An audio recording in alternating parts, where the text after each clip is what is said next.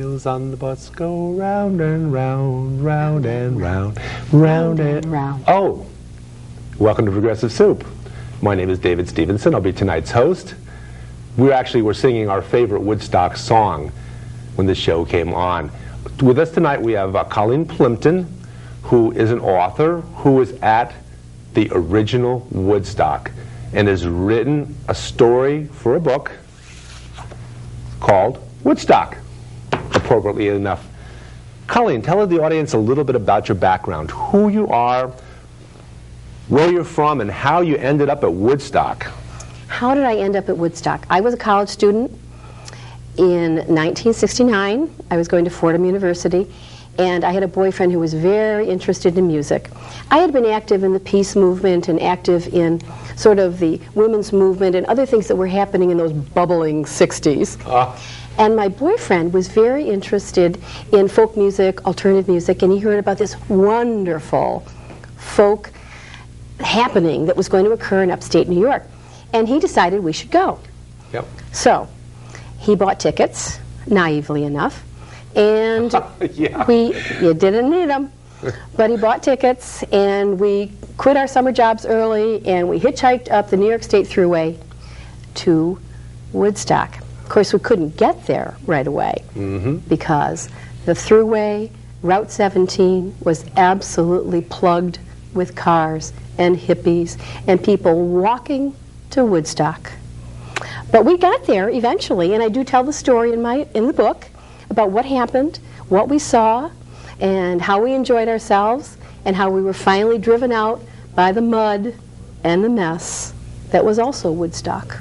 Now the audience knows a little bit about my background, my almost background in Woodstock, as would have loved to have been there. Little young. Well, not really so much the fact that I spent the entire summer at Tom Costello's all-sports camp in Matamoros, Pennsylvania, right across the river into Delaware River into New Jersey. Yeah, not far. Right into Pennsylvania. And growing up in Greenwich, we had seen on the side of a building in Stamford this depiction of Woodstock. Through the springtime, it was on the side of a building, so we knew about it, and it was a marvelous representation of what was to be. Yes. And as I say, I ended up, unfortunately, at a sports camp that summer. But the sports camp, as it turned out, was about 25 miles away from where the festival ended up in Bethel, New York. Yeah. Well, unfortunately, once word got out of what was actually happening there, you couldn't get there. No. Otherwise, I would have run away from camp, and I would have gotten there. I would have found a way if it were possible. The New York State Police told all comers to turn around and go home. The festival is closed. It wasn't. But they didn't want any more young people trekking their way in. There were 500,000 of us there. When did they realize, when did the police begin to realize, and the townsfolk there in Bethel begin to realize what they were up against? I think it was probably about the middle of Friday afternoon, about the time that my boyfriend Bobby and I were marching along with hundreds of thousands of others. The streets were clogged. The townspeople just stood there. You got to remember, this was 1969. These were little rural towns. They had never seen the likes of us. All the colorful clothes, all the language, what we were toting, they were astonished. Nothing was moving except us, hundreds of thousands of young people. So by Friday afternoon, everything was shut down because nothing could get through. And so I think that by about then, they realized this was going to be a much bigger deal than they had anticipated, than anybody had anticipated. Now the movie, the original Woodstock movie, which we've seen many times on PBS over the years, where that seemed to depict that pretty well. Interviews with townsfolk and different types of reactions, right, from the curmudgeonly gentleman that said, "Yeah, get those hippies out of here," to the people that were very receptive and said, "Oh, those kids are just here to have fun and to be good, and we need to help them out. We need to feed them." Yes. And which obviously They did. The folks of the town did step in and donate incredible amounts of food and things and necessities, which kept everybody happy during that weekend through all the... Now, what happened now? How was the weather that weekend? Oh, please. We all know how the weather was that weekend. The weather was dreadful. It started raining on Friday night, and those of us who had just gotten there, we were so excited. There were so many of us, and we all sort of looked alike, and we hadn't seen or experienced anything like this before. We were thrilled. We were amazed. We were part of something huge. So we weren't going to turn around and go home. But the rain... I suppose you could have if you had wanted to. I suppose the road going out had some... There was some method of getting out of there. I think by Saturday, there were almost as many people leaving as there were coming in. But Friday night when we first arrived, we just wanted to be there. We didn't care if it rained. We had bought, a waterproof, quote-unquote, sleeping bag. Well, it wasn't, of course, but we thought it would work for us. There's no such thing. There is no such thing. No, we found out the hard way. But we were so caught up in the music and the people and the activities and the helicopters up above and, of course, everything that was going on around us, because everybody had their own little sort of party. There were a lot of drugs, but there were a lot of young people, I mean little kids. Yeah. There were the people who were off swimming in the farm pond, and then there was the hog farm where you could go for free food. It was a city. It was a peaceful, young, colorful city that we had created. Now, the reason for us actually singing The Wheels on the Bus at the beginning of the show is because there was another young lady from Bethel, Connecticut, currently from Bethel, Connecticut, or for many years from Bethel, Connecticut, Sandy Johnson. Yes. Who you know. Yes, I do. And who also wrote an article for the book. Yes. And the article is entitled The Wheels on the Bus. Yep. And Sandy, having 3 decades of teaching experience, I'm sure The Wheels on the Bus Go Round and Round is probably something that she's probably sung along with kids once or twice or 100,000 times. I wouldn't be surprised. Now, when did you and she find out that the other one had also been at the original Woodstock? Funny story. I probably knew Sandy for 15 years, and it just never came up. Never came up that we had been both at this seminal event in 1969. But when I heard through sort of the authors' websites that this editor was looking for stories on Woodstock, I tried to find other people who had been to Woodstock and might be interested in writing a story. Was it hard to find people? It was extremely hard to find people.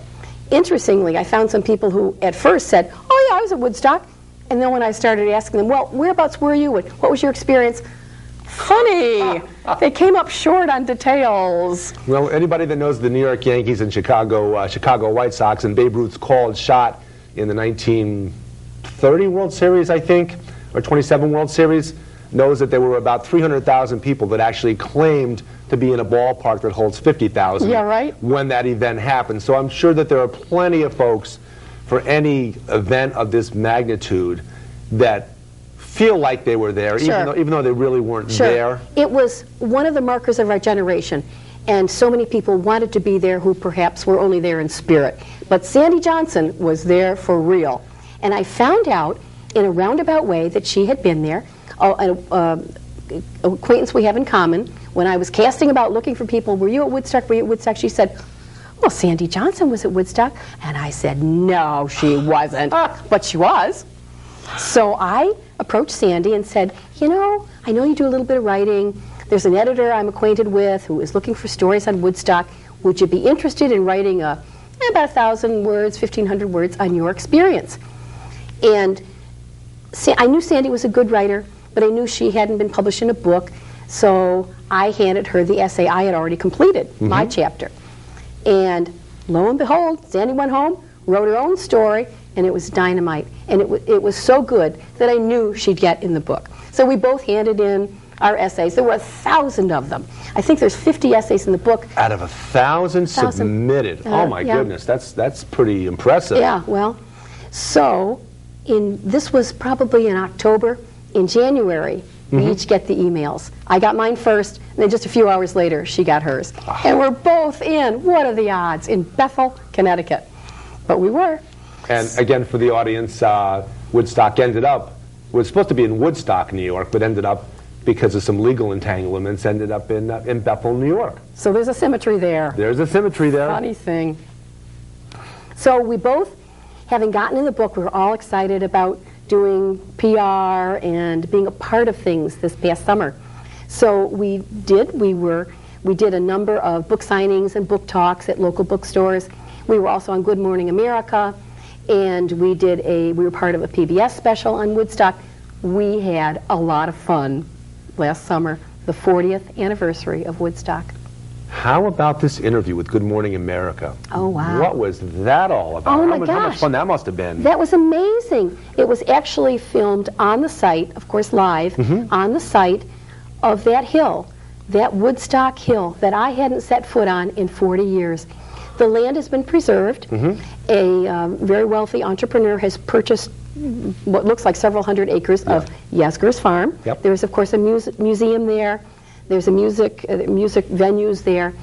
But Good Morning America, and probably the other major networks, had us there, and a lot of other young people, but three of us who had actually been at Woodstock, and we were interviewed live, asked a little bit about what our experience had been and what we remembered. And we got to listen to Richie Havens. We were like this close to Richie Havens, who opened up that segment. Wonderful. What an experience. The sun was hot, and you know, it almost felt like 40 years had evaporated. That hill looked just the same. Off in the distance was that muddy old farm pond. Down by the woods was where the hog farm had set up. It hadn't changed. Well, a good and dear friend of mine, Bob Garibel, who, by the way, gave me this lovely piece of art from Woodstock, the original Woodstock. He and I went up there that day, and we did not go there to go to the concert. We went up there seeking out folks that were, let's say, were a little more grungy, a little more typical of the Woodstock generation, as we recall it. A little fringy. A little fringy, for sure. And we went to about 4 or 5 different little campgrounds and ran into 50 or 100 people and talked to about 50 or 100 people about various things, about Woodstock, the original one, about healthcare, which was on our minds very much over the summertime.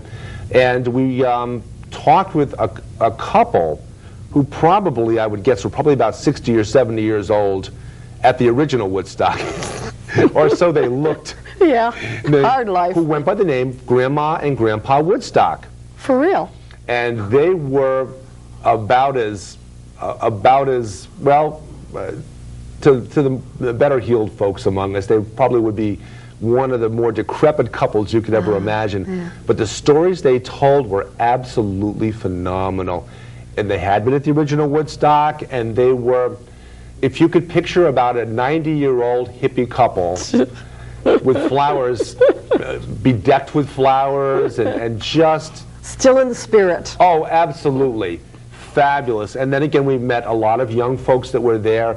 A lot of kids had come that were financially in very poor straits. Some of them had come in spite of the fact that they weren't able to, they're just barely able to afford to live in their own cars. A lot of them, but their spirit was, in my mind's eye, very much like the spirit would have been back at the original Woodstock. Yeah. That hippiedom was there with them. That optimism. That spirituality. That was, as you'll relate, was part of that original Woodstock. Still lives. Absolutely. We knew that we could do anything. We knew we could change the world. And although some of us went in different directions, I think it's important to remember that the 60s, and of course 1969, Woodstock, was sort of the capstone of a tumultuous decade. But it was the 60s when the ecology movement started, when the women's movement started, when civil rights came to fruition. And who did that? We did that. We did that. And we are continuing to do that. So much of the 60s was about hope. Much of the 60s was about possibility. For the first time, in that decade, for the first time, women were included in changing our society. Minorities were included in changing our society. We learned lessons in the 60s. And Woodstock was a joyous time. Woodstock was an event where we knew we could mass together. 500,000 of us could come together peacefully, joyfully, and we could make a difference. And people were so surprised. They were astonished. That they were astonished that you could get 500,000 people together in any one spot, Yep. especially under those kinds of circumstances where the mud and everything else. Primitive life and complete discomfort. Yep. Shortage of food, and still everybody behaved themselves. We did. In a way that their parents darn sure should have been proud of. Yes. And probably most of them were. Now, in the 40 years that have taken place since then, where has life taken you? Because you've come full circle in a sense, but take us through those 40 years step by step. Well, I grew up in a small farming town in upstate New York, far upstate New York. I was a country kid. Went to school in the big city, and it was, of course, during that time in college that I was at Woodstock. I followed a dream professionally, and I became a social worker. I worked with the chronically mentally ill. I worked with the dregs of our society, the people who are forgotten in our society. Yeah. And I worked in a number of different states across the United States, and it was a fulfilling job. It was an interesting job. And I was pleased to be able to be effective, to be an agent for change. But I was always a gardener. I've always had my hands in the soil. I've always been talented, able to grow things. And I found as I got older, as I got into my 50s and my 60s, that I wanted to go back. I wanted to go full circle and become that child who used to grow irises in the backyard and who clipped the spirea to make great big vases of flowers in my home. And I did. I left the practice of social work, retired from the practice of social work, and became a professional gardener. And now I write about gardening, I coach gardening, I do the weekly gardening column for the Danbury News-Times. I have my own gardening book coming out in a month or two. Point well taken about the column in the Danbury News-Times. Colleen writes a wonderful, wonderful column that it's out on a weekly basis? Yes, every Friday. Yep. And I found that much as those of us in the 60s had dreams, I realized it's important to follow those dreams, even if it's decades later. And so I did. I came back to the land. I thought as a youngster, as a person in my 20s, that I might live communally, that I might grow my own food, that I might live off the grid, as it were. That never really happened. But 4 decades later, I find that I'm making my living from the land. It's very satisfying. What a coming full circle, actually. Yes. It's amazing.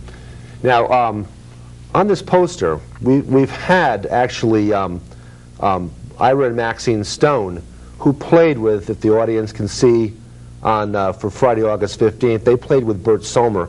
And Ira and Maxine came on and played a tribute to Bert Sommer, who was not in the original, he was not actually in any of the commercial things that came out of Woodstock because he wasn't associated with Warner Brothers, which owned the rights to the movie. Yes. It went down this way. If you were a Warner Brothers artist, you ended up in the movie. If you were a Capitol Records artist or anybody else, you just didn't end up in the movie. So you just absolutely became ignored by the movie, although the movie had some great moments in it. Who do you remember of the groups? Which you mentioned about how you, as the crowd thinned out on Saturday, you got a little closer to the stage. Yes. Tell us about the groups that impressed you most. Let me just say about the movie, one of the favorite pastimes of those of us who were at Woodstock is watching that movie to see if we can see ourselves, to find ourselves in the crowd. I never have. I think I saw my boyfriend, but I was never in it that I know of. The music, you know, David, the music wasn't really why I was there. I remember some of the groups. Certainly the young man I was with, it was all about the music for him. For me, it was more about the people, the city that we created, the sociology of it, the psychology of it. Groups, well, yeah, I remember Joan Baez. I certainly remember Joe Cocker, because as the crowds thinned out, by Sunday morning when Joe Cocker was on stage, and what a performance, we were able to scoot down that hill so far, because people had left, that we could see the stars on his boots. I mean, you could practically feel the sweat drops coming off of him. We were that close. And he shone so much in the movie, yes. But, you know, the music for me was almost a backdrop, and I find 40 years on, the music is not what I remember. What I remember more is what the people did and didn't do. I remember that the food kiosks were totally gone. Naively, the developers, the promoters of the concert felt that they could sell enough food to keep us fed. Well, they couldn't. By the time we got there on Friday night, the kiosk, there was no food. The people, I heard later, the people who were supposed to be selling the food were finally throwing it out to the concert goers because they were just overrun. They were overrun. We luckily had brought a satchel of canned goods, so we didn't starve. But I remember that. I remember the terrible lines for the porta potties. Oh my gosh! But you know, things like that kind of stick in my mind. The mud, the mess, the music, but there was no mayhem. It was peaceful, and that's our claim to fame. And of course, the folks that follow popular music during that period know that a festival took place a little bit later out in Altamont, California, which the organizers made a little mistake of hiring members of the Hells Angels to protect the band members, and the Hells Angels got a little bit out of hand. Yeah, they did. But certainly at Woodstock, a whole nother. Now, during those 3 days, how exactly did the promoters communicate from the stage to the folks to let them know what was going on? Because without, you know, I guess everybody probably had a little transistor radio with them during those days. Yeah, we didn't. But how else did you know not only about how the world was looking in through the cameras at Woodstock, but what actually was even really happening there? The loudspeakers. That was really the only way. There were some people who wrote out notes and posted them at various points around, like by the parking lot. Yeah. But mostly it was the loudspeakers. And it was always guys, their voices would carry, and they would let us know what the helicopters up there were dropping. They would let us know what Rockefeller was saying, and that the troopers were coming, but they were going to be friendly. Don't panic. They would let us know when babies had been born, although I understand that really is a myth. Nobody's been able to track down those supposed babies. There were supposedly 2 babies born. Who knows? They would let us know where the first aid tents were. They would let us know where the food was. They would let us know when the performers were supposed to be coming on. Of course, as you know, it was really pretty controlled chaos with the performers. Richie Havens played for, what, 3 hours before they could get the rest of the people who were scheduled to come on? Oh, my gosh. But that's really how we were communicated with. Now, we had all kind of gotten into our own little communities. My boyfriend and I came up, just the 2 of us. We knew no one else there, but pretty soon we did. We kind of assembled into layers and rows going down this natural amphitheater that is the Woodstock Hill. And you got to know your neighbors pretty well. You shared. A lot of people shared whatever drugs they had. We certainly shared our food. You shared information. If there was a short line to the porta potty, you would hear about that. If someone had a plastic tarp that they would be willing to share, you'd hear about that. There was a real sense of community. And I imagine there was plenty of opportunity for people to share things like tarps. Oh, yes. Now, did you find that tarps actually worked for more than 2 people? No. I mean, did anybody have a tarp that was big enough for five people, or no? No. Where we were, which was really front and center, on that hill, there was no cover. There was no shelter. My boyfriend, and the picture in Newsweek magazine shows my boyfriend with his red plastic tarp draped over his shoulders. But you know, back then the plastics weren't like they are now, and they would crumple and rip, and you were sheltered a little bit, but not much. My understanding is that the people who had tents out in the periphery, out in the woods, and there were, of course, some outbuildings too, those people had shelter. We had none. But what did it matter? And in exchange for that, you got a little bit better view of the stage than they did. Yes, we did. And you know what? We knew that we were part of something important, which is why we hung out to till we just couldn't take it anymore. We were aware, and not just because the loudspeaker was telling us that the New York Times had said that we were the third largest city in the state of New York. We all had a sense that something momentous was happening, and we wanted to be there. And so many things happened that were exciting outside of Woodstock in the very most unlikely of places, like in the governor's mansion in New York State, where Nelson Rockefeller had an opportunity to bring in the National Guard and break up the concert. And instead, Nelson Rockefeller has hanging over his head something called Attica, where he sent the National Guard in and ended up killing many people in Attica. But here, kudos to Nelson Rockefeller because he brought the National Guard in, as you mentioned, to provide food, to provide medical assistance, and it was very important that the folks that were there were told, hey, they're here, they're our friends. Those Army helicopters, that's National Guard, they're here to actually help us out, and that was a big part of the mix. Yes, it was. Now, you should have seen the look on those professional soldiers' faces when they looked at us, because they were astonished also. And of course, they had been given orders that we were peaceful, and obviously we were peaceful. But there was a certain amount of détente, a certain amount of who are you and who are you. But it all worked out. It all worked out. We've got about a minute left. Wrap us up with a few final thoughts about the experience. I think the experience is one that will be with those of us who were there forever. Now, periodically we were reminded at the 25th anniversary and the 35th and of course the 40th, periodically we are reminded of what an interesting event it was, that in many ways it colored and was the spirit of the young people in the 1960s. Wow, that's great. Thank you for joining us, Colleen. This has been Progressive Soup. My name is David Stevenson. With us we have Colleen Plimpton, and I hope you've enjoyed the show. Thanks. Good evening.